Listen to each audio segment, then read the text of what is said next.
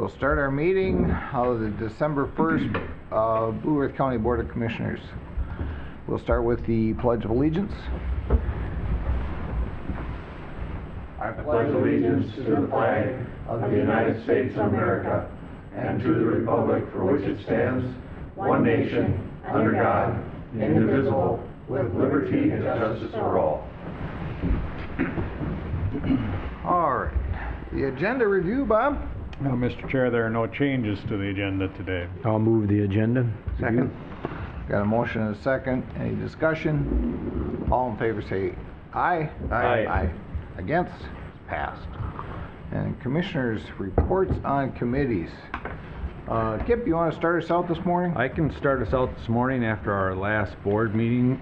We all went over to Nicollet County and had a conversation with the Nicollet County Board. I thought our conversation was cordial, just talked about the different things with the sales tax and some road projects and ice and other things. So why were we talking about ice? I'm not sure. They're The talking winter about coming up? You use the ponds to go ice skating on is what I got out of that conversation. Then that evening, the chair, myself, and some staff were at the Diversity Circle. That is in our second meeting, which seems to be going really well. I think we're getting some questions answered and had another relatively good turnout, I thought, of consumers there. Then I did a MICA conference call on Wednesday because Mark was not able to go up to MICA, so I actually just called in instead of driving all the way up there. It worked out really well. Came across the speaker pretty well. You could hear it and understand. Several other people call when we're sitting there. I'm just always wondering how it works, but you can actually hear pretty well, and it's a good way to communicate. But we had someone there talking a little bit about what the heck was he talking about? The buffers and some other issues are still up on the table, and just the meetings started working through our policy stuff. We're going to do it in 2 or 3 meetings now, so we're not going to try to get it all done in one meeting. So we started working through those. Then we had InterGov Thursday morning, talked a little bit about the Hoffman Road extension and several other issues with the city council and the manager. Then we had our regional radio board, or emergency management, or emergency communication board now, and my EMS committee meeting, and just wrapping things up for the year. Things are going pretty well. EMS has been doing a great job trying to get out and teach our local fire departments and ambulance services, and they've been extremely busy with their classes, and everything seems to be moving along pretty smoothly there. And then yesterday I had a South Central Workforce meeting to review the RFP for the workforce services for youth. MVAC put in a application for it, and they were the only applicant, and we went through that yesterday and got a few questions, but it looks like we're moving forward with that for them to continue that service, providing essential services for youth to get into the workforce. And that brings me up to today, Mr. Chair. Thank you. Mark? Mr. Chair, let's see. Well, yep, we had our board meeting and then a joint meeting with Nicollet County, and issues talked about as Kip mentioned. Then Drew and Will, 3 of us were at the Greater Mankato Growth Business Hall of Fame that evening, and that was actually a fun and interesting time, and was some good recipients that won awards, and that was good for the community. Then actually I just had the work session then the following week, and I was pretty late because I couldn't make our MICA meeting on that Wednesday before. Okay. Mr. Chair. Thank you. Drew? Sure. Of course, November 17th, as said, was our last meeting. Joint meeting with Nicollet County went well, and I think it's important we have those meetings. I found out that they also have joint meetings, I think, with Brown County and Seward County, and they kind of. So we at one time did some with Waseca County, but we haven't done that for a while, have we? No. Just thinking, wonder if we should do some of our partnering counties. But so excuse me, Hall of Fame and GMG. Then on the 18th, NACO RAC call-in, Rural Action Caucus. I think I heard Vance on there. Might have. And of course, that's called organized through Arthur Scott. He's the kind of what is he, the kind of the legislative guy or for that group. And then had the ISD Community Services, Advisory Committee meeting. We did some language changes on the bylaws. That's over there at Lincoln Community Center. They oversee a lot of things, I'm telling you. We had Ann Richardson come, and she's the person that's been there for years, helping to coordinate all the different activities that go on in our school district, basically. For every high school, elementary school, all those buildings, there's 14 buildings that she has to help coordinate things with. And now she's adding, of course, Prairie Winds will be added to the list. And then altogether there'll be 16 buildings. So she coordinates things for all the outdoor facilities too, like track, tennis, football, softball, baseball, gymnasiums, computer labs, pools. I mean, she's got an electronic program, obviously, that she can access, and it keeps track of things, and she does a good job of that. So anyway, then on the 19th, I attended the Vine Appreciation Dinner. I think maybe Pam tried to get a hold of you, I don't know, Bob. So I was kind of there, I guess. I've been involved with Vine as a volunteer also, and worked on behalf of the board sometimes there. And it was a nice dinner. The XYZ, have you heard about that troupe they have? It's a singing, acting, theater group that Gretchen Etzel has helped put together. Have you heard about it? I haven't. Oh my gosh. They do all kinds of things. They put on some performances for us for the dinner. It was great, and it's a group of people, and anybody can join. Anybody over the age of 55 can be in the XYZ theater group or troupe. And they go around and do all kinds of fun things, and most of their funds go back to Vine. So, 4-H Awards Banquet in Pemberton. That's my first one, and I really enjoyed that, meeting all the people and seeing all the different kinds of things that the youth and young adults get involved with. It's pretty amazing, really, and that was out at that Pemberton Community Building. November 23rd, we had the final wrap-up meeting. Does anybody remember the MRB? Minnesota River Board? It was voted disbanded a year and a half ago, but it takes a lot of effort to finally finish that thing, to get the business part of it done, make sure all the bills have come in, so we let it rest, the account, pay out any other or any revenues that might have come in, transfer some of the contracts that they were doing over to the Water Resource Center up there at MSU. So Bill Grosskretz, Commissioner from Faribault County, and myself were the two people still available from the original executive board, and we were charged at our last official meeting to try to help complete those projects. And we got together with 3 of the staff up there at MSU, and it was over a 3-hour meeting. It took a lot of prep time too, just to kind of tell you that. Then we did an audit and all that sort of thing. November 24th, County Board work session where we reviewed the Code Red and methadone treatment possibilities, transportation sales money funding options that Al brought, and space study, which is kind of the new hot topic.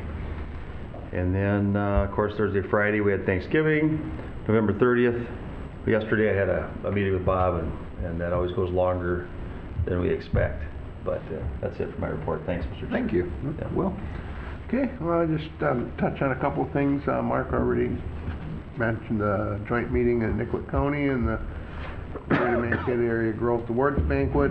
On the 18th, we had the TDS Strategic Planning Committee meeting, just kind of deciding what direction to travel in the next few years for TDS.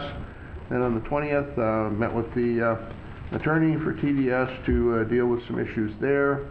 On the 23rd, I was down in Slayton, met with had the PACE committee meeting, and then the Rural Minnesota Energy Board meeting. At the PACE meeting, we are looking at some private funding for energy projects to go along with the public funding of the PACE program could enhance the program by about $30 million. So we're excited about that. At the board meeting, we kind of went over year-end things. Dues will remain at $1,000, which is no change from the other years. And then, of course, the work session on the 24th. So that's my report. All right. And for my report, November 24th, it's already been reported that we met with the Nicollet County Commissioners. I thought it was a very good meeting, and we also toured their new county offices over there in St. Peter. It's a very nice building. That evening, Kip and I were at Diverse Circle at the Government Center. And again, a good meeting, and trying to really create a understanding with the different cultures and let them understand what Blue Earth County can do for them. On November 18th, I had a Habitat Executive Board meeting, and then I did the RAC call-in. There was a talk on the call-in in reference to the symposium, a RAC symposium for 2016, the possibility of bringing it here to Blue Earth County. I'm really advocating for that. I think we have a lot to show here in Blue Earth County. I think that would be a good spot, and besides it being the home of the commissioner that started RAC, which is Colleen Landcamer. During that call-in, there was talk in reference to the Rural Poverty Summit and additional RAC programming at the NACO Ledge Conference. Some issues that were brought up were the state of rural hospitals, emergency ambulance service for rural counties, and rural mental health. On November 19th and 20th, or 19th, I had an intergovernmental meeting with the city of Mankato. That afternoon and the next day, I had futures up at AMC in St. Paul. Futures this time was really directed towards diversity. We had a Sarah Taylor, who is the founder and president of Deep Sea Consulting, and had a really good discussion on diversity and inclusion in the workforce. We later had a talk from George Rindelab and Mark Sizer from Stearns County. They had a big issue in Stearns County in reference to citizens that were very forcefully questioning the cost of immigrants in Stearns County to the taxpayers. They handled it very well. They actually came out and had a full meeting with the head of, well, where they showed how much the cost factor was and what the myths are and what the facts were and how many, what the percentage was. And then after they did that, the media got more involved and really showed the facts in the paper instead of just the negatives that were being, and it turned out very well. I questioned George as to, since we are so similar in size between St. Cloud and Mankato, and he really gave Mankato and Blue Earth County a pat on the back, saying that we are much more progressive down here in Blue Earth County and Mankato than many other places in the state of Minnesota. So that felt pretty good. The next day, on the 20th, Abdi Warsami, who is on the Minneapolis City Council, spoke, being a Somali immigrant in Minnesota, and the issues of young Somalis being recruited into ISIS, and challenges of being an immigrant and how government can help. On that evening, I had a Habitat for Humanity fundraising dinner at the Country Inn and Suites. On the 21st, we had Chili Fest over at Buster's. Oh, yeah. I forgot. It was Saturday, wasn't it? Yep. And then 23rd, we had our work session. I had a work session agenda meeting with Bob, And again, I had a Habitat Board meeting. 24th, I had an Airport Commission meeting, and then a work session, and then we had our Thanksgiving lunch. Right. I forgot, yeah, that was good. And then, of course, yesterday, we had our agenda, Bob and I had an agenda discussion, and was supposed to have a diversity meeting last night, but it was canceled because of weather. So that brings us right now to our small cities loan request. Mr. Chair. And Brad's not here. He's in the hallway, or he was earlier. Was he? I seen him. All right. I seen him out in the hallway earlier. Who, Brad Potter? Mhm. Oh.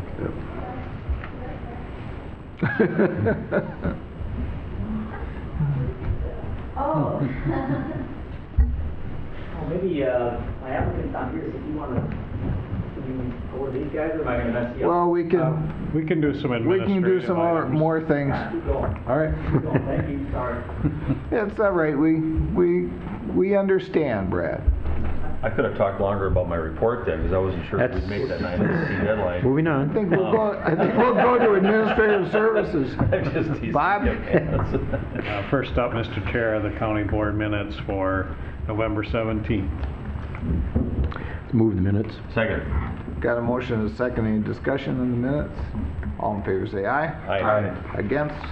Passed. Next Bills? up would be the bills for the weeks of November 18th and the 25th. I'll move the bills. Second. All right, got a motion and a second. Any discussion? No. I just, go ahead. Go ahead, Drew. All right. Drew had some. There's an American Engineering and Testing for buildings and improvements on the first week for $4,594. I was just curious what we did.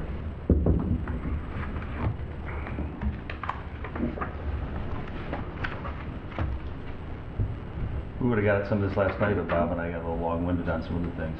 You and Bob? Yeah. That was part of the new landfill building. Part of the new landfill building. Also, they did some testing out there,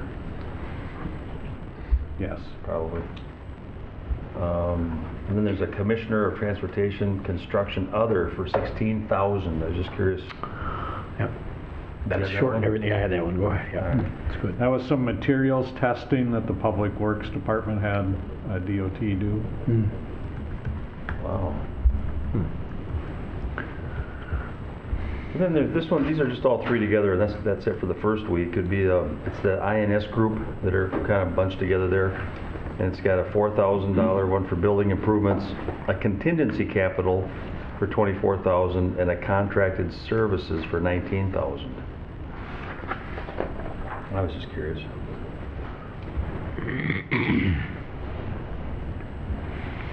So the first two are related to progress billings that they've submitted for work that they've done with the Justice Center, the courthouse, and the Government Center.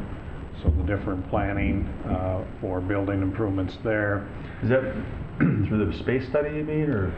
It would include the space study. It's also the windows. They did a study on the parking ramp, and then they did some work for tiling up at the Justice Center. So it's all those different projects. It's everything then. Right. And so we're paid up as far as so far on some of that stuff then, Yes. planning. Okay. And then the contracted services is work that they did for our public drainage ditches. Okay. I got just a couple in the second week if you want to. R&G Construction Company, it's a big one, $858,922. I'm assuming it's gotta be that. That's County Road 1. Yeah, I just. There you go. And then these contingency capitals as they come up, is that something that was in the contingency account that we weren't sure we were going to utilize, Bob? Because I see another one here for Schwickert's. Yeah, that's part of our new budgeting process where we still identify projects, but we're only budgeting half the cost in anticipation that some of those will be used, some won't. So these are cases where we have had to use that contingency line to pay for items that we weren't quite sure were gonna come due Okay. this year. There's that Swickerts for 11,000. That was some inspections on the roof here in the courthouse and then some repairs associated with that. So they did some repair work. Yes. And then SRF Consulting, Public Works Consulting for 12,000. And that's that, isn't that group that does the kind of a traffic studies and that They sort do a of lot thing? of traffic stuff for us. Yeah, that's what I thought, okay. Usually you can't do that in-house very well, can you? It's not as well. Yeah, I don't think we have the equipment.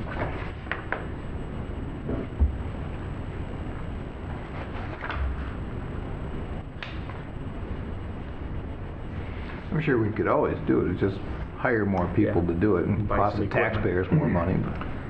That particular bill is related to County Road 12, the final extension of that project. Okay. All right, yeah, thank you. That's what I had for just some questions on the bills, so thank you. Anybody else? Nope, not done. You know, I have just two of them that are so small, but it's just different, and it's a Dickman Free Library. was the name? It's Dickman, D-Y-C-K-M-A-N, Free Library, and it's fines and forfeitures and material replacement fine. It's one's for $5, one's for $25, but I've never seen that. You probably borrowed a book and didn't get it back, would be my Is it? thoughts, yeah. Is that through the library? Yeah, through the library, that's part of the regional library system. Maybe they have a box out in front or something. Yeah, I'd be willing. I thought maybe I could win the award here this morning. Hey. Which week was that in? It's the second week. You have a threshold of $1, so that's too low. Well, yeah, it's only $30 total, which is really a very small percentage of what we spend. You can't question that. See, it's Can't win on those. can't win on those. Can't win on the little ones. You gotta give Bob a break. The description here just says fees collected here. So I don't know if they're Okay. fees that we collected. I have a feeling it's probably exactly what Will said. So, We all collected the right. fee and had to pay it to somebody else. All right. He's our expert. He's Any on the more line. discussion? All in favor say aye. Aye. Against? And that's passed. Well, Brad, are you all ready? Full strength, yep. All right, well, if you're ready, I think we are.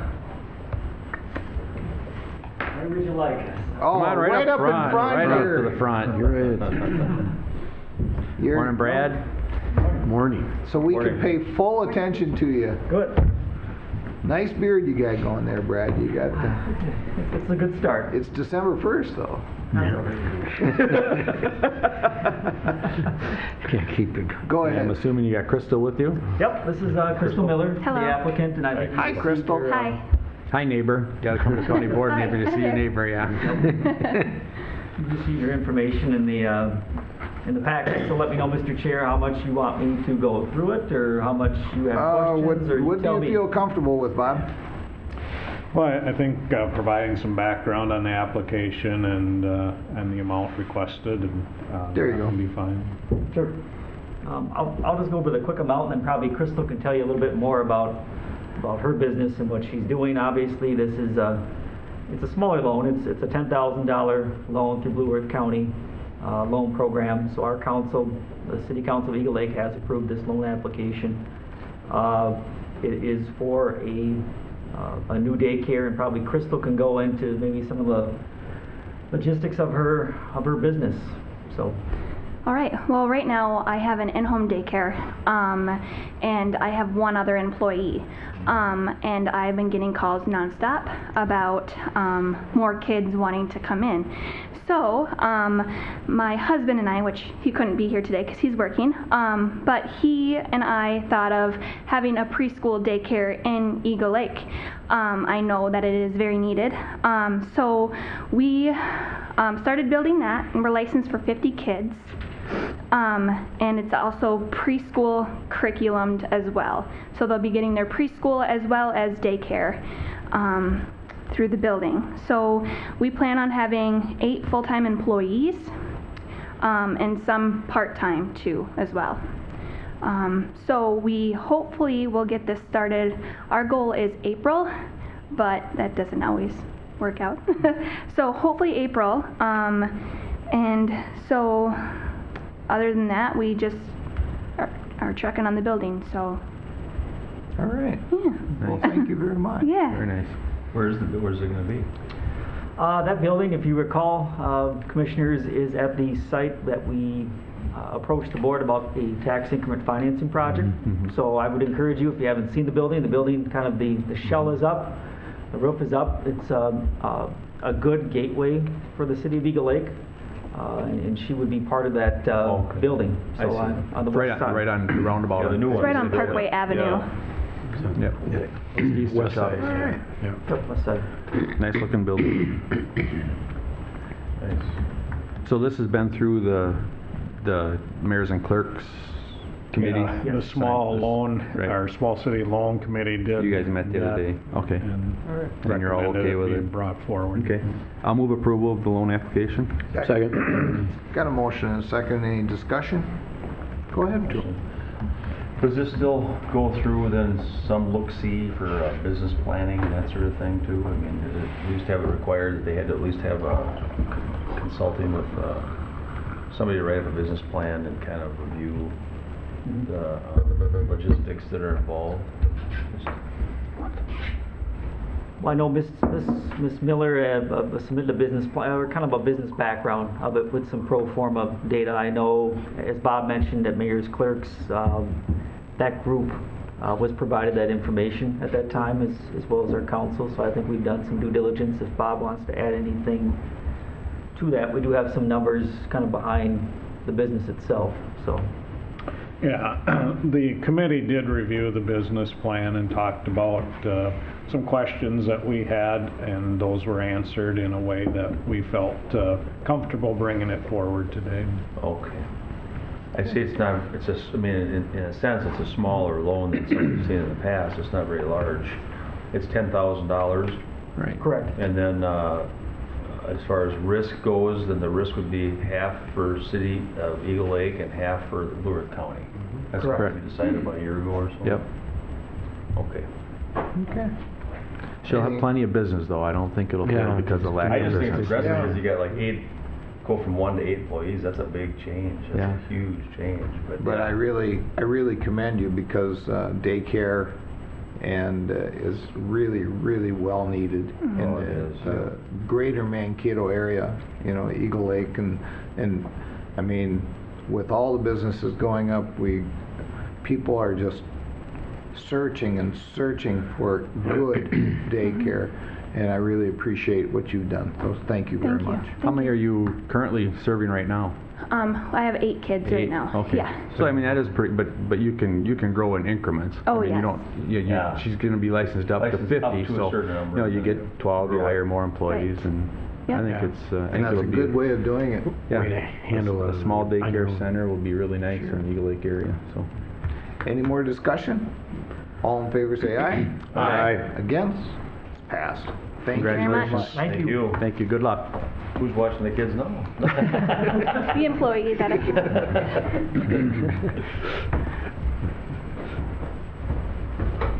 Thanks, Brad. Thank you, Good Brad. seeing you, Brad. Thanks, Brett. Brad. All right, and we can bring up Charlie.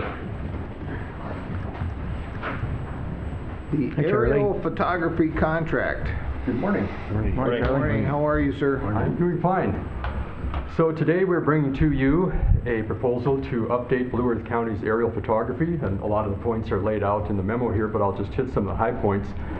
What we're talking about is both traditional straight down aerial photography and also low angle, which kind of comes in from the sides. So as it notes here, Blue Earth County has used aerial photography since the late 1980s, and primarily for tax assessment. In this particular situation, low angle photography is a little bit different because it allows people to see the sides of buildings instead of just the roofs when you look straight down from the top. So we'll get both straight down and low angle in this particular situation. The next thing, I just wanted to mention that both types of photography are used in several county departments, including taxpayer services, also environmental services, the sheriff's department, the highway department, human services uses it. Other counties share data back and forth, and we share data with the state of Minnesota, and also private companies buy. Well, they pay for the labor of assembling the data. They get that, for instance, in planning civil engineering projects and things like that. So the aerial photography is used in quite a lot of different ways. So this project is going to update our current photography, which dates back to 2009 and also 2013. What happened in this case is that the Minnesota Counties Computer Cooperative, or MCCC, negotiated a master product agreement with an aerial photography vendor named Pictometry. So this particular agreement will take place under the terms and conditions of MCCC's Master Products Agreement. So Pictometry is going to be, they're going to be flying and taking pictures for not only Blue Earth County, but they'll also take for the city of Mankato and several other counties at the same time. The other counties surrounding us are, Nicollet, Brown, Martin, and Faribault County. So the total cost of this contract for Blue Earth County is going to be divided up into 3 equal payments. Will be paid individually over the next 3 years. So the recommended vendor here is MCCC/Pictometry for the not to exceed price of $100,178. I'm sorry, $107,178. These expenses are budgeted in the IT capital budget and also in taxpayer services property records funding. So the action that we're asking for today is approval of the MCCC Pictometry contract for that not to exceed amount of $107,178. And I'd be happy to answer any questions, and if I can't answer them, we've got Mr. Stahlberger and Darren Hayter from IT that can also chime in. I'll move approval. Second. Got a motion and a second. Any discussion? So the $107,000 is going to get divided by 3, or it's $107,000 for 3 years? It's divided by 3. Okay. So it's roughly, in the 30,000 some range per year. So why is it an ongoing, is it something they do 3 times, that there's 3 payments? Or actually, they do it once to cover us for 3 years. But I think because some counties that they do it for have issues with financing, they split it up into 3 equal payments so that they don't have to have it all up front. Okay. Well, that technology is awesome to have. Sitting on the planning and zoning board, we see a lot of these maps. Right. When Michael comes to our work sessions, he brings some really nice detailed maps. It just makes it so easy to make decisions at our level when you have that kind of technology. I think it's great. Are they going to go into drones? This particular company, I have not heard that, but I know there are some smaller companies that are experimenting with drones. Just so they don't get over my airspace. He's going to shoot him down. Go ahead, Kevin. Well, we have one person that was anybody else contacted for a cost, or is this just, this is what the state's using, so this is who we're going to use, or how's that? We've used other vendors in the past, but since 2009, Pictometry has had the best price. Now, this particular year, we did not go out and check other vendors, but because they've negotiated a contract through MCCC, that's usually the lowest price around, is when MCCC goes out and bargains on behalf of multiple counties. So to answer your question, this year we did not check others because we were buying under that pre-negotiated contract. Okay. But in 2009, it was the best price we could find. Thank you. I just had a question too, and I asked Bob about this. We're on the board as a policymaker, and so I always think about things that, what can we do to help save funding? What drives some of our decision making? That sort of thing. Mm-hmm. And what's the sweet spot? I'm just trying to figure out how they get to a sweet spot here, where every 3 years the photographs are taken instead of, let's say, every 4, or every 2, or every 5. I mean, I'm just curious how that. I don't know if you can answer that today, but that's just something I think that should be answered at some point. What is that sweet spot as to why it's driven to being every 3 years for this expense? And wondering if it makes a difference if it's 4 years. Is it because we've got a lot of development going on right now, and so we're just doing it every 3 years?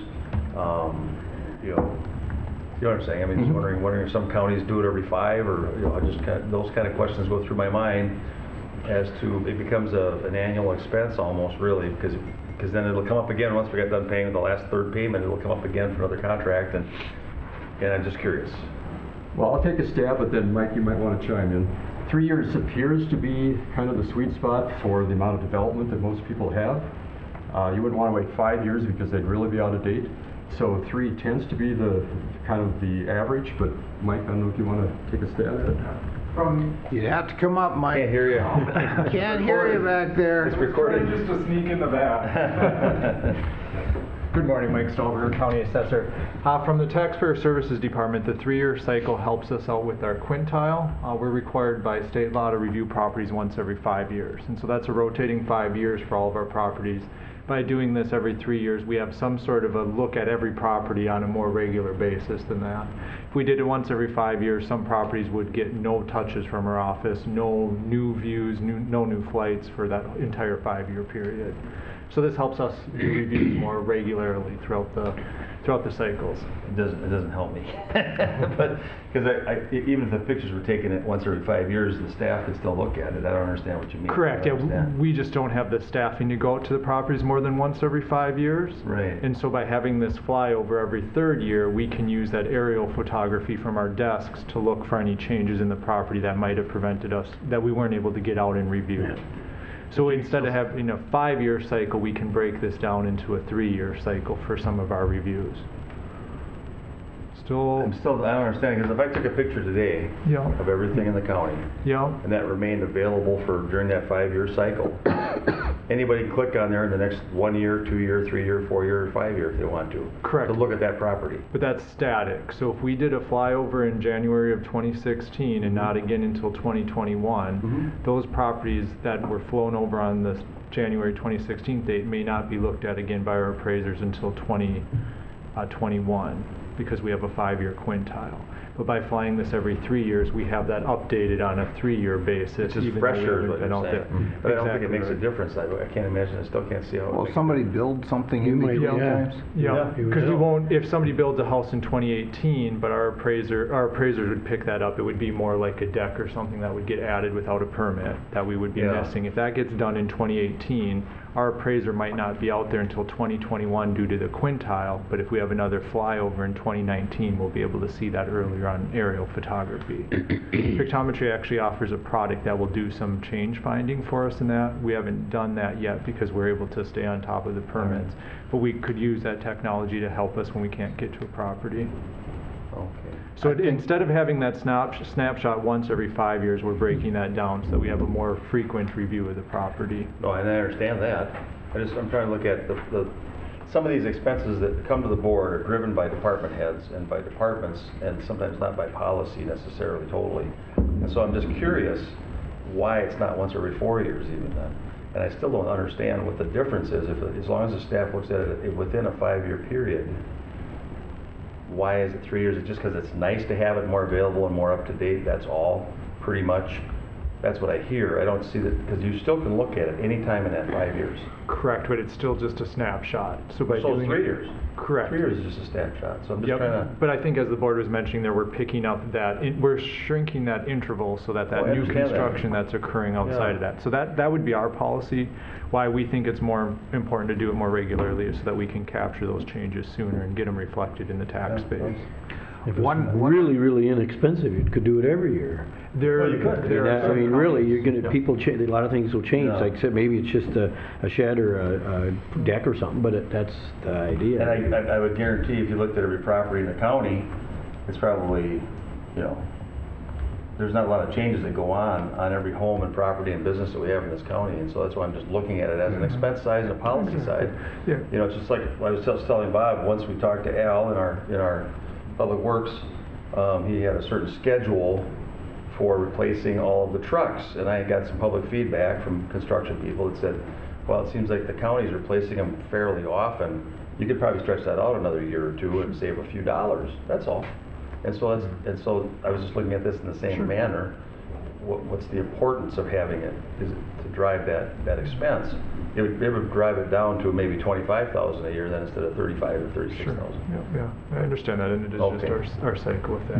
You see what I mean? I'm just trying to see what the driving force behind it. I think one of the things that, you know, you're talking planning and zoning and stuff, but public safety is also a huge portion of this. The sheriff's department uses this, and I'm sure they would much rather have it done every year. More current. Yeah. Because to be able to see what the back of the side of houses look like when you're approaching someplace is, you know, it could save someone's life. Right. You know, and that's very, very important when it comes down to stuff like that.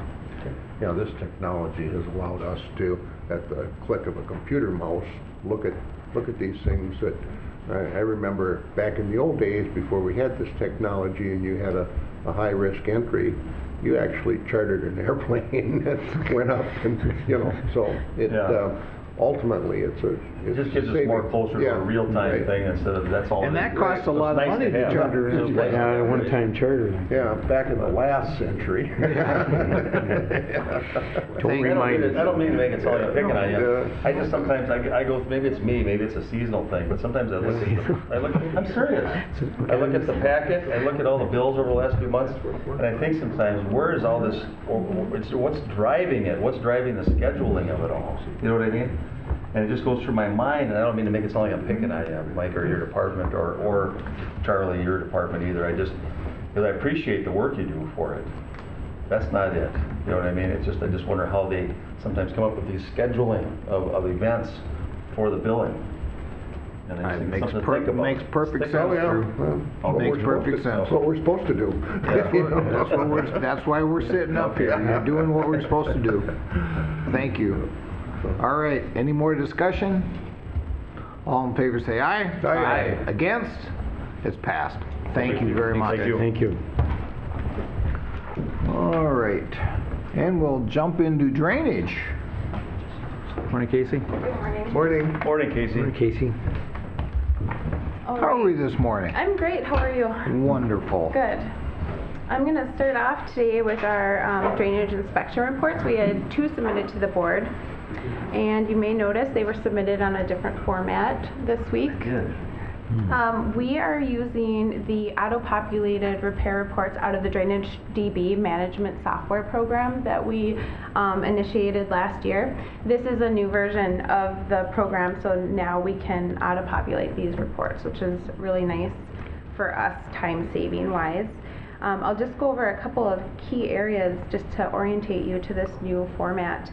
The overview talks about what's going on or what the repair, the issue is, and then the repair location is where it's located. It gives the commissioner's district.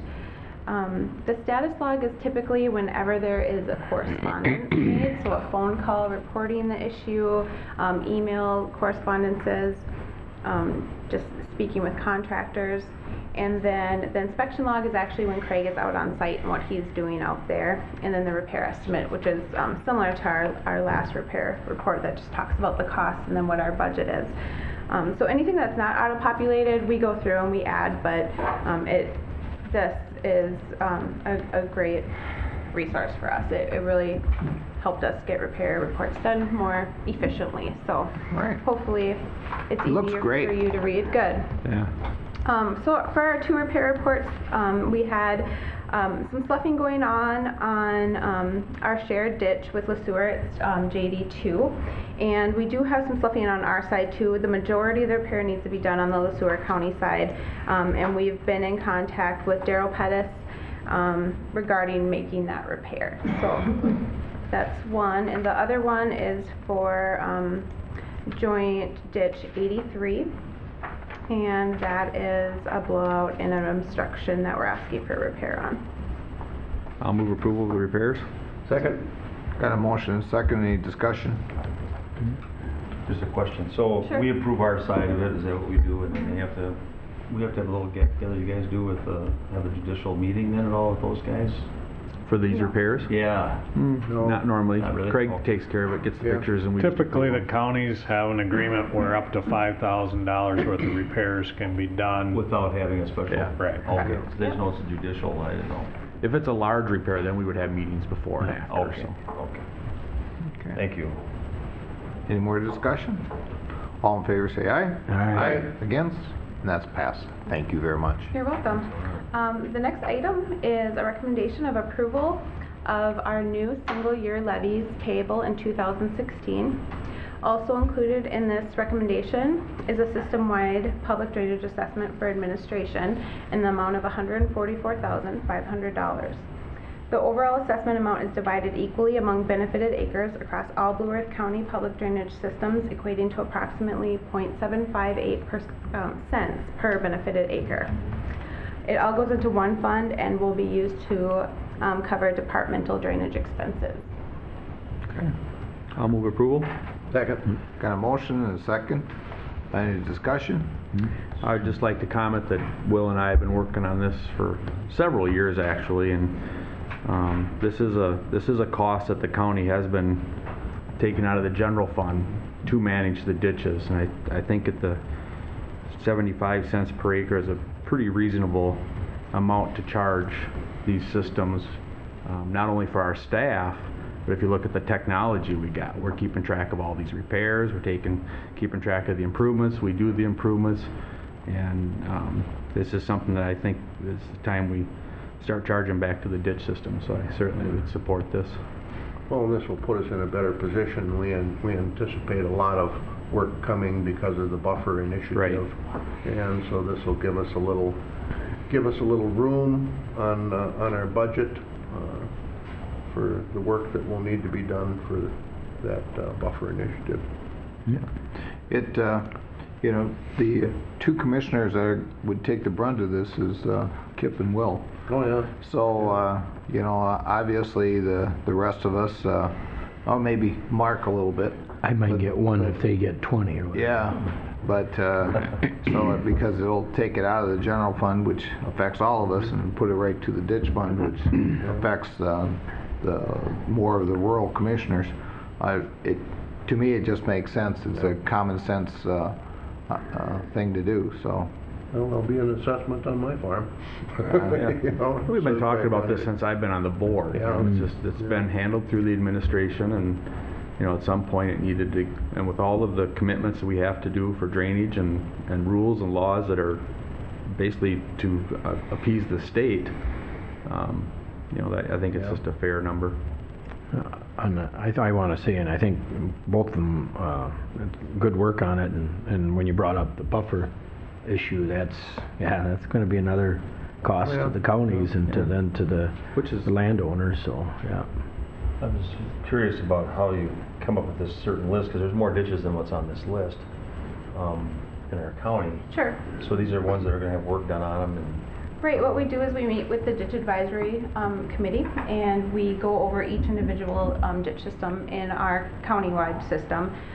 We look at repairs that were made during the year, what the amount in each budget is, and then we talk about possible repairs for the future. And then we try and get to an $8 per acre balance in each drainage account. So the ditches that aren't on here probably have that balance already, and the ditches that are on here need to get to that balance, or we foresee repairs coming. Okay, and so this is just added into that same fund, so to speak, this public drainage assessment, which will be on all ditches. It will go to every single ditch. This with benefited acres. 144,000 will be all the ditches. Spread out across all of them. Annually. With benefits, yes. Okay.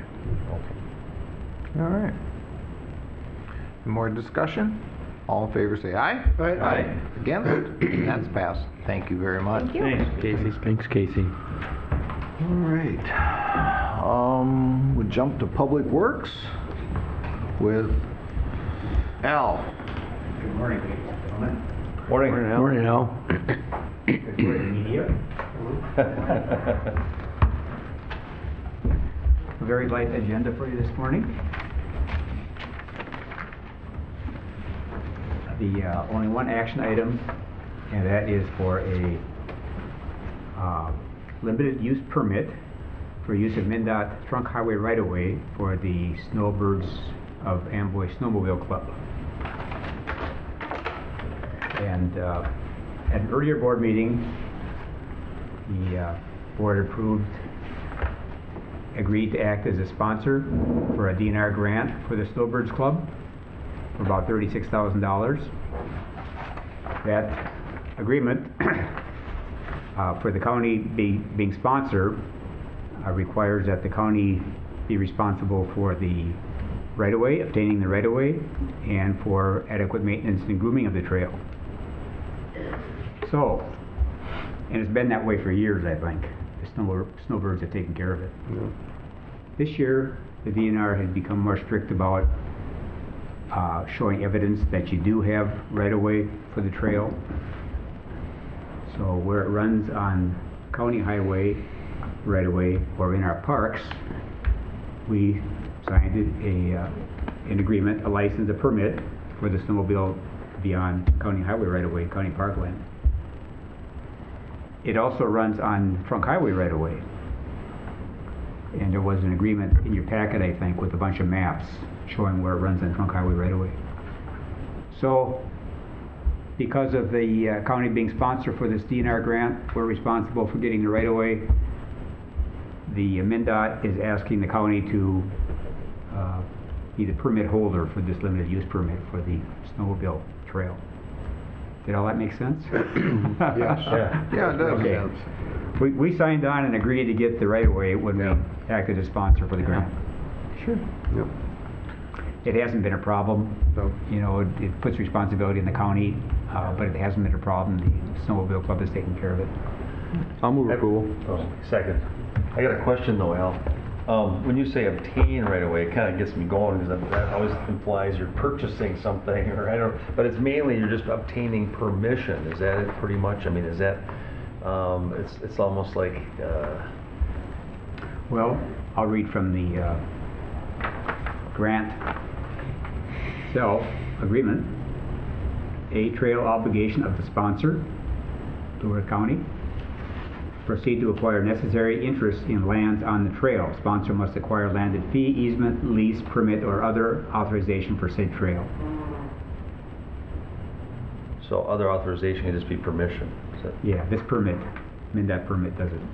Okay. And Yeah, see, this trail goes across, it actually goes across part of my farm. It's just there's no money involved. it goes on your land. Yeah, and it's just as much private land that there's an easement on as there is public land. So it's there's no cost for the So you have to easement. agree to that. Yeah, don't you? yeah. Okay.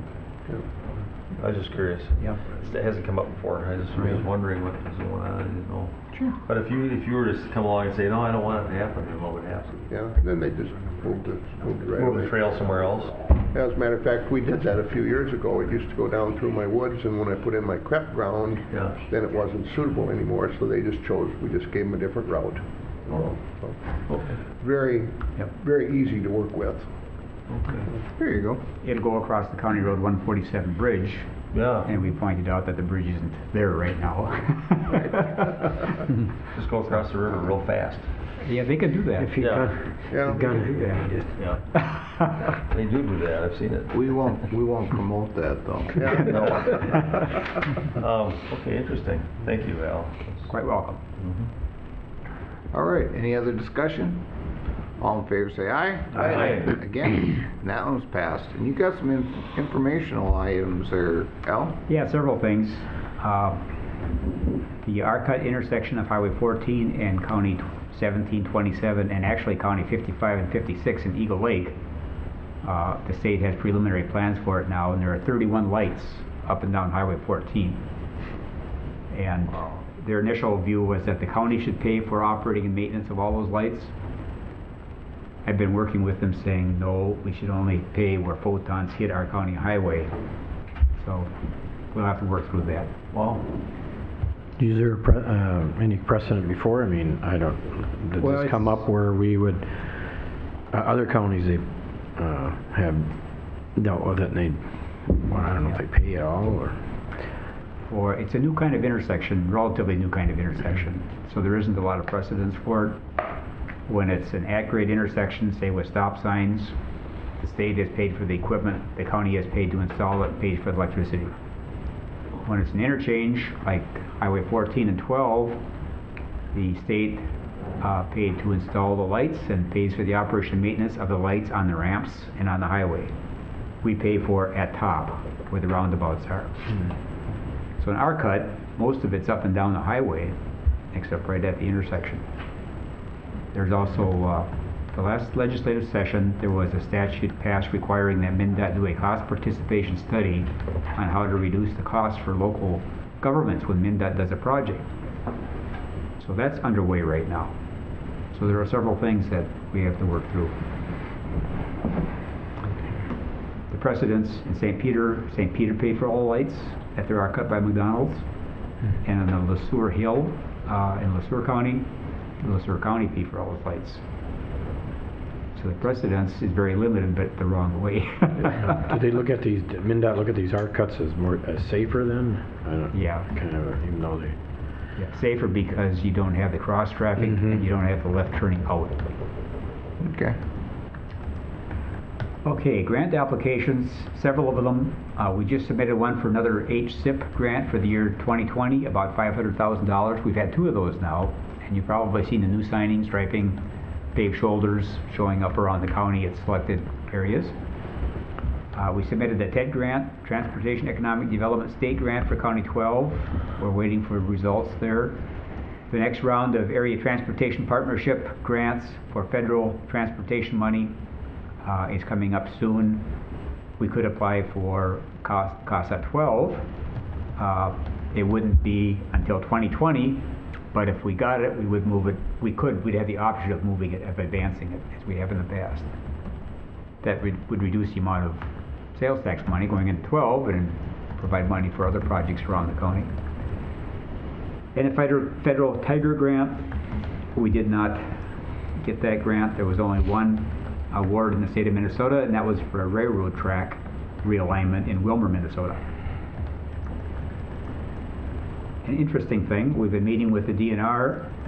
They're concerned about invasive fish movement, and one good location to stop that movement into and out of Madison Lake is our County Road 184, just off County 2728. We have an old concrete box culvert. The DNR is proposing they would replace that with a new concrete box culvert, and it would have electrodes so that the fish will not swim through it. And they can't swim around it because the highway acts as a barrier. So we'd get a new box culvert. The invasive fish would be stopped. We've been concerned about the safety aspect, but we're assured that there would be signing, controls, and that in the worst case, if somebody gets down in there in the water, it's more like having a dog collar or an electric fence kind of a thing, not a fatal shock. So as that develops, we would need an agreement, and I would be bringing that agreement to you in the future. Did you say Madison Lake? Yes. Okay. Yep. Just downstream of Madison Lake. Yeah, and then that creek goes down into the sewer, doesn't it? Becomes part of the Yeah. sewer river. Yep. Okay. Our bridge safety inspection program, there's quite a involved inspection, federal, state inspection program for all of our bridges, as you know. We've completed that, and then they give us a report card every year.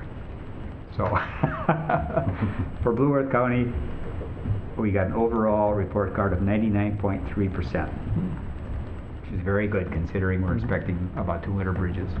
Oh, that's pretty good. Larry Lapointe, former employee, works for us part-time. Mike Crush, Brian Tilges are also certified bridge safety inspectors. I am the county's certified bridge safety inspection program administrator. So we'll all have our annual training coming up soon in March. We do it for City of Mankato as a service to them. We received a 100% rating there. So That's good. proud of the work our guys are doing with that program. And then the last item, Towards Zero Growth puts out a report for South Central Minnesota, local government presentation. And I attached in your packet, I believe, one of the sheets from it.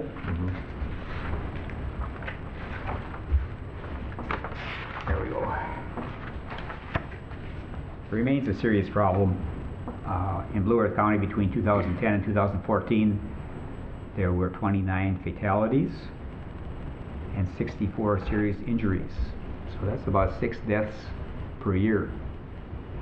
If you look at this from a little higher altitude and a longer view, cars have gotten much safer, and the roads have gotten a little bit safer as we've worked on them over the years.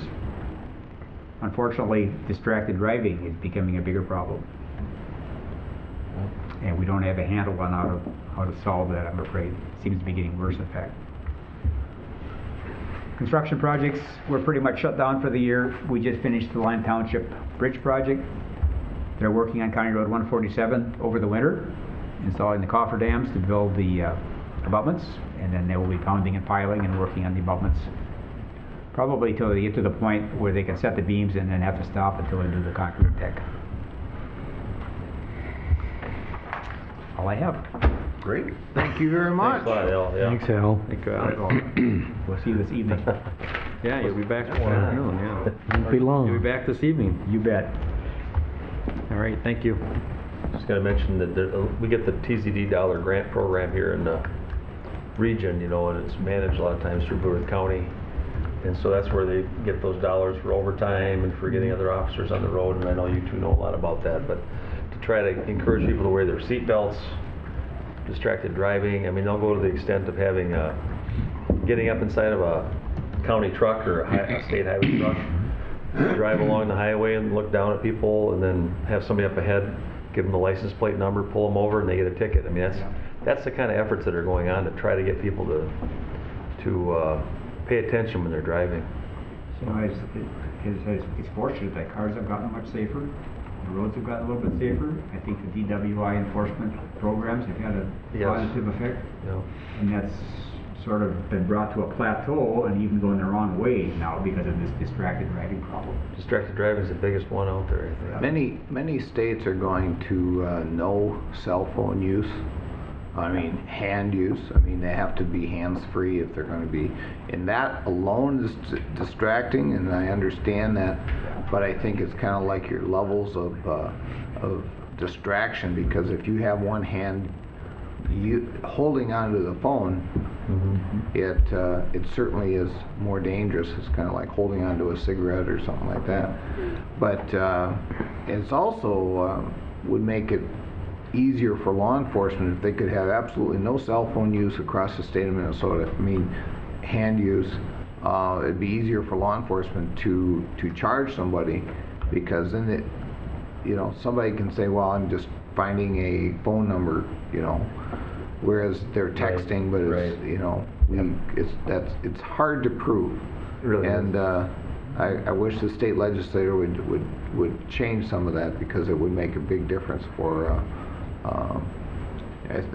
I don't know how many times I come up to a red light and I look over and hear somebody's texting right next to me, and everybody sees it. Everybody that drives sees this, and you shake your head because you know how dangerous it is.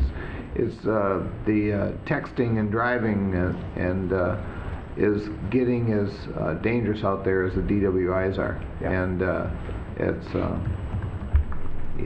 we have to take a serious look at this and say, well, let's take a stand and do something. A lot of states are doing it across the United States. I think Minnesota needs to jump in doing that. I think the long-term hope is technology and self-driving cars. Machines will do a better job than people driving. That's probably a few years down the road. That just won't be exciting driving no more. Don't you think some people are better at multitasking though too? I think some people think they are. No, I think that's the main thing. Some people think they are. What happens is they've got a lot of reports of this going on too, and what it is somebody's on the phone talking, eating food, listening to the radio, and driving in traffic. I mean, that's a typical sign. That's the thing that they see. It's not just one thing. They're doing like 3 or 4 things. That's scary. So it's kind of scary. It's out there. Yeah. So. Thank you, Al. Thanks, Al. Thanks, Al. All right, and we will jump into, huh? Oh, we don't want to break. Okay. You want a short break? Yeah. Yeah, maybe It's after 10. We got time. let's Yeah, do we a- have time. let's You can do milk us a- out till 6. Let's do a 5-10 minute break and come back. Keep Call this back to order. We have our county attorney's caseload information. Pat? Hi, Pat. Morning, Pat. Morning. Mr. Chair, Commissioners, thank you. I mean, the numbers are what they are. I just wanted to point a handful of things out to you. I would anticipate that our numbers will stay true through the end of the year or close to it, even though there's usually a slowdown between Christmas and New Year's. But I was reminded again, crime, we might take a holiday, but crime doesn't take a holiday, because I think that we filed 13 cases yesterday. We averaged 16 a week to get to a little over 800. A couple of things that I did want to point out to you, and I got actually thinking about this over the holidays when I was looking at this information. One of the things, and it's not a significant increase, but it's just something for you to be aware of, and I'll probably change a little bit of the format of some of this information, is there is no arraignment court numbers with misdemeanor caseload within these numbers, and I'll probably add that next year, because that would typically double what you're seeing here for the misdemeanor caseload. As you see, and there was recent attention in the media regarding the increase in drug crimes, and meth is way up again. And I guess a good indicator of that, yesterday, of the 13 cases that I was working on, if I recall correctly, at least 6 of those were drug related. One of the important things to remember there is the trickle-down effect that has, you know, not only in the criminal area, but in the child protection area and the human services area, because, you know, meth users or drug users will, to support their habit, what do? They commit burglary, they commit theft, they commit shoplifting, those types of things. The juvenile delinquency numbers, one thing that I wanted to point out there as well, is what is not included in those numbers is the amount of diversion cases. And I would anticipate, and it's the impact that you need to understand, that it takes the attorney time and staff time to process those. They come into the office, they have to still be reviewed, and if it is something that the person would be eligible for diversion, it is then sent to probation, and it increases probation's numbers as well. So we probably should have easily about 100 diversion cases in the juvenile delinquency area by the end of the year.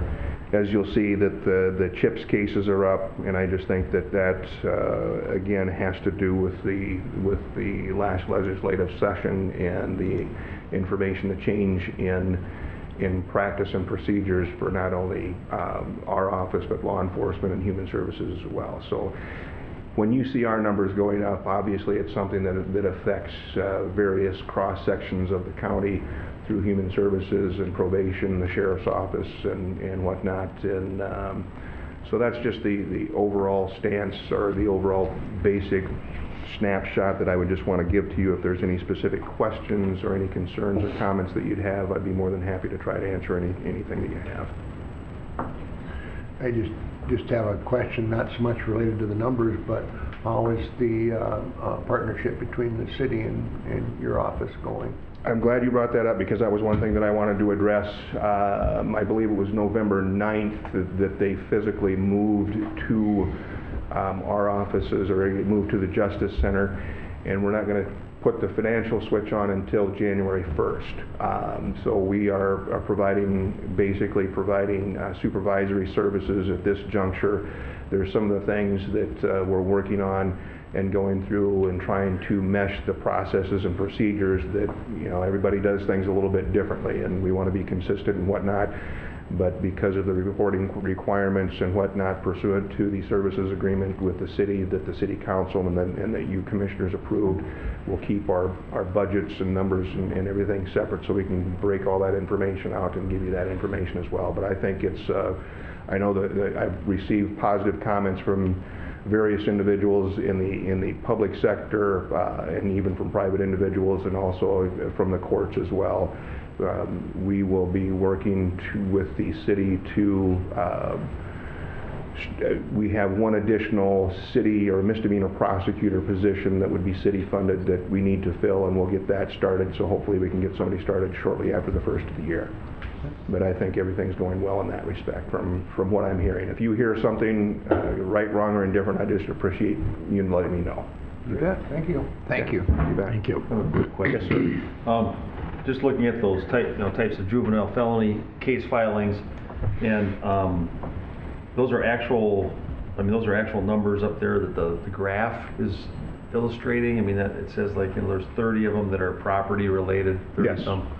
And then I know drug-related ones and traffic, but now when it says person, can you explain to me what kind of cases that involves? I just was wondering, is it quite a variety? Various types of assaults. It could be various types of assaults. Essentially a crime against a person. So it could be various types of assaults, whether it's assault, a domestic assault, a regular assault. We don't include disorderly conducts in those, but it could be an assault on a police officer, it could be assault on a school official, but that gives the vast majority of those. But then within those, if there's a order for protection violation or domestic abuse no contact order, those would be included in those numbers as well. And I was just curious, to me it just doesn't compute in my head. I'm sorry, because I'm not part of the system and understanding some of the language, but juvenile felony just doesn't seem to fit. How does one determine that there's supposed to be a felony charged? I mean, I don't want to go through a whole classroom, but right. it just doesn't seem to go together, juvenile felony. Basically, it's broken down the same way that the adults would be with respect to the criminal code. We still, Chapter 609 is still use it. Still use that, and that for if it's more than a year of incarceration for an adult, that is considered a felony offense for a juvenile as well. So it's the same statutes, it's just that the punishment aspect would be different. But that's how we keep track of the felonies, gross misdemeanors and misdemeanors, is if they were committed by an adult, what category would they fall in? And then these felony numbers then are also computed in with all of your felonies, or do you keep them separate? Keep those separate. We keep those separate from the actual case numbers, and actually I was asking Jesse earlier, you'll see tonight in the presentation, Bob had requested some information again on our overall caseload, and I believe it's a little over 3,800, and you'll see that tonight as the continued increase overall. You know, looking back at this, it seems like 2007 was a big year. 2007 was a big year, and actually I think that was, I'd have to go back and look at the individual numbers and figure that out, but I think that was the year that we actually came back to the county board mid-year and asked for assistance. So. Okay, because it seemed like that there's everything dropped down considerably since then, and it's going back up, sad to say. Right. But it seemed like 2007 was, we had a lot of property issues and person, and so. All right, well, thank you very much. Thank you. Thanks, Pat. Thanks, Pat. All right. And we can probably jump right back into some administrative services, Bob? Well, Mr. Chair and Commissioners, item number 3 in your packet is the Human Resources agenda. We just have informational items for the board today. Running through those very quickly, we have a couple of promotions in the Sheriff's Department that have been completed, leading to the recruitment has been initiated for a transport officer. We did have a few resignations, one in the Human Services Department for our 10-county regional collaborative, the South Central Community-Based Initiative.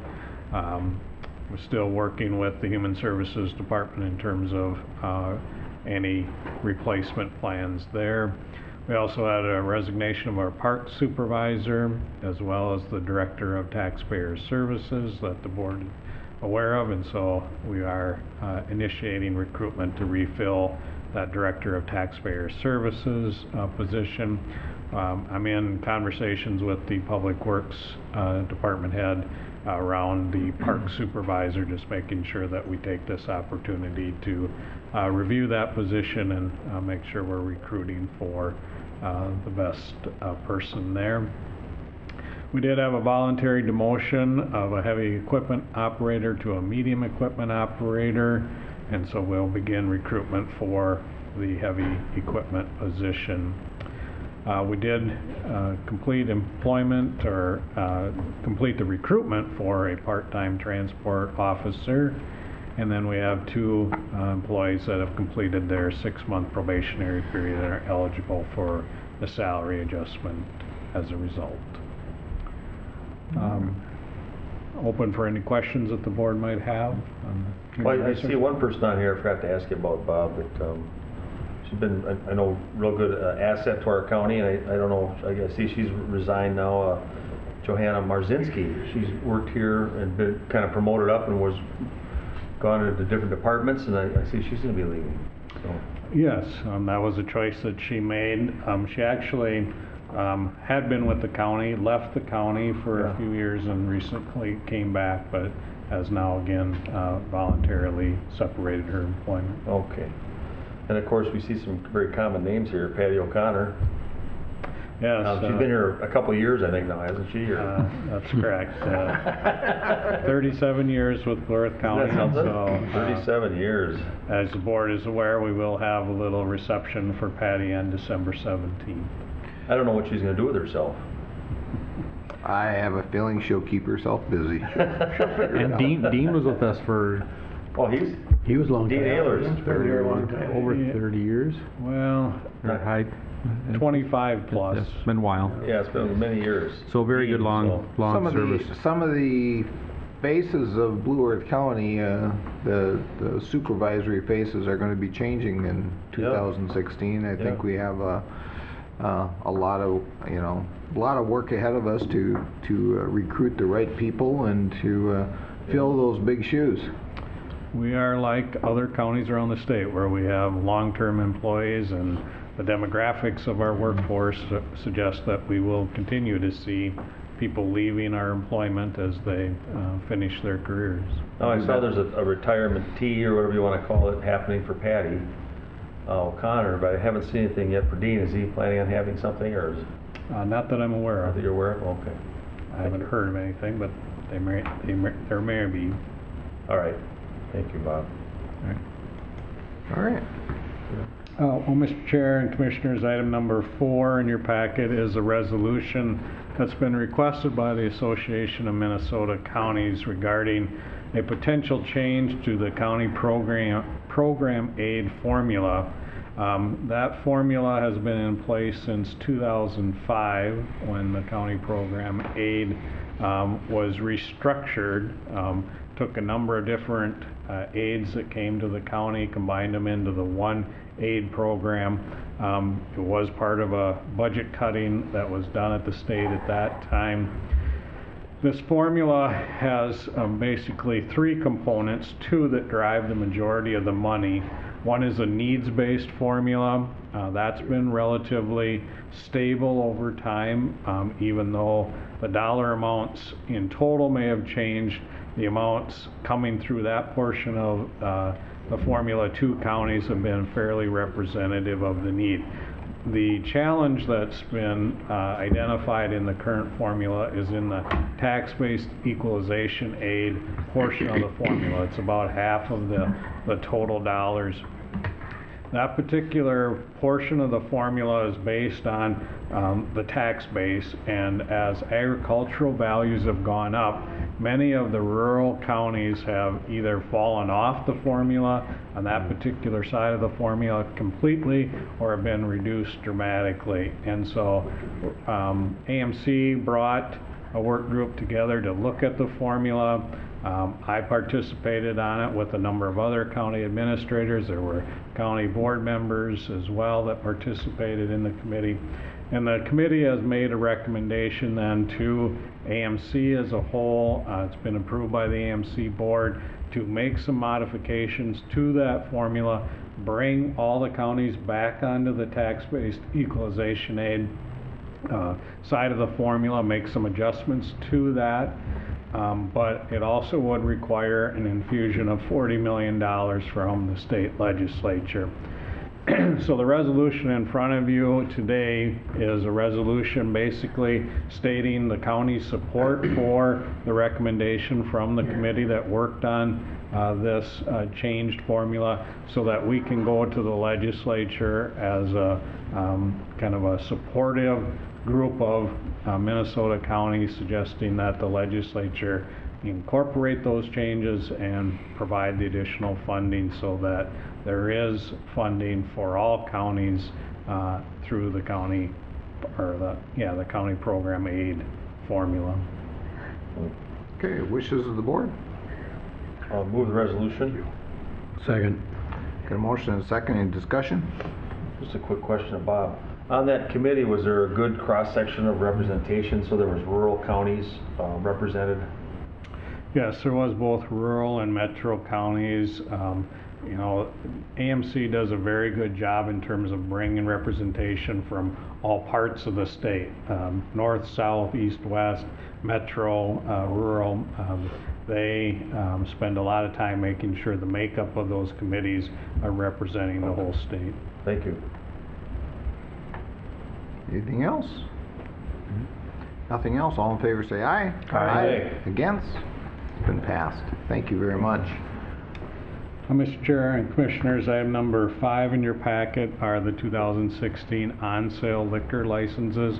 We again have 4 entities that are requesting liquor licenses. 2 of them are the wineries that have beer only. The other 2 are Mount Cato and Windmill down in Mapleton. So the county sheriff has reviewed it, as well as the county attorney, and so we're recommending approval by the county board. Wishes of the board? I'll move the motion. I'll move the amendment, or the approval of the liquor licenses. on Got a sale. motion. Yep. Second. Got a motion and a second, any discussion? That Go ahead, you. I was just saying the windmill, that's where the token barbecue. Nope. No, Or no, it's a different one. right That's the one, outside- that's the one outside of town. It's one on the That's right. highway. It's on the highway, yeah. Token would be down there. Windmill's the Yeah. one that, Yeah, that's right, they do that, the city, token would be the city, yeah. we Okay. came out of the driveway and on one of our tours, and Never Yeah. mind. Yeah. slippery stuff. Well, that was shut down for almost a year, wasn't it? Yeah, they did a That's- remodel on it. Yeah. Did they? I haven't been in it since. Got they new remodeled it. ownership. Will and I Yeah. tried to stop there one day for lunch, and they were in the They middle weren't of open yet. remodeling. They Oh, wouldn't feed okay. us, so. All right. New I ownership. did have a quick question though too. And I asked Bob already, but I'd just like to ask the board about it, that at some point maybe we should do a review on those kind of creative liquor licenses that's being asked for here for the beer only. Because there was some requirement we had where they don't sell too much beer. I mean, there was going to be an offset by a certain percentage. It was going to be kept at a certain, so somebody should look at that, I think, at some point and see how they're doing, how it's coming along, and if there's any adjustments that need to be made. Remember we said they can only sell so much beer? And I don't remember what the percentage was, but it was a lower percentage, obviously, because they're a winery. So it was just to kind of help them. Not a bad idea. Yeah. Just to see how it's going. So, Yeah, I don't think we've heard from them, so, yeah. yeah. I don't know if environmental services is gonna follow through with it or not, but At some point. I remember the conversation, yeah. It was part of the Mhm. written code that we had in there. Anything else? Nothing else, all in favor say aye. Aye. Against? And that's been passed. Well, the last item is item number 6 in your packet. This is an application for an exempt permit by MSU. It's basically the Big Bobber ice fishing contest. They're moving it to Madison Lake this year, and so they've requested approval for this gambling permit. So moved. Second? Got a motion and a second, any discussion? All in favor say aye. Aye. Against? That's passed. Mr. Chair, that's all we have today. All right, We so can do we recess. close our meeting or do we recess it? Because we actually, the budget presentation this evening is actually a different meeting, isn't It's it? a public hearing. It's a public hearing, so I believe in the past we've recessed. So, a motion to recess move to until recess. 6 o'clock? Second. Got a motion and a second. All in favor say aye. Aye. Against?